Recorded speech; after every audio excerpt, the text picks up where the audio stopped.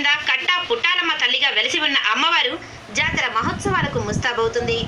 రేణిగుంట మండలం కర్కంబాడి చెరువు కట్ట కింద కట్ట పుట్టాలమ్మ ఆలయం ఆవరణలో ఆదివారం ఆలయ కమిటీ సభ్యులు జాతర మహోత్సవాల కరపత్రాలను ఆలయ వంశపారంపర్య ధర్మకర్త రామచంద్రయ్య ఆధ్వర్యంలో ఆవిష్కరించారు.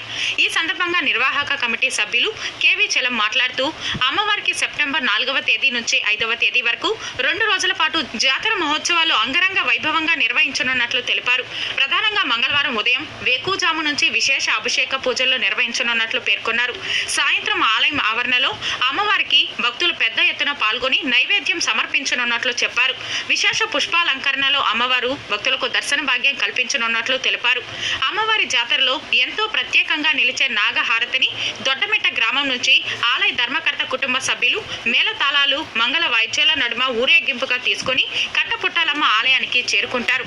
అనంతరం ఆలయ మర్యాదలతో అమ్మవారికి సమర్పించడం భక్తులను విశేషంగా ఆకట్టుకుంటుంది. నాగహారతి అనంతరం ఆ తల్లికి ధూపదీప నైవేద్యాలు సమర్పించి మొక్కులు చెల్లిస్తారని తెలిపారు. కట్టపుట్టాలమ్మ జాతర మహోత్సవాలలో పరిసర గ్రామాల నుంచి భక్తులు పెద్ద ఎత్తున విచ్చేసి అమ్మవారిని దర్శించుకొని అమ్మవారి కృపకు పాత్రులు కావాలని కోరారు.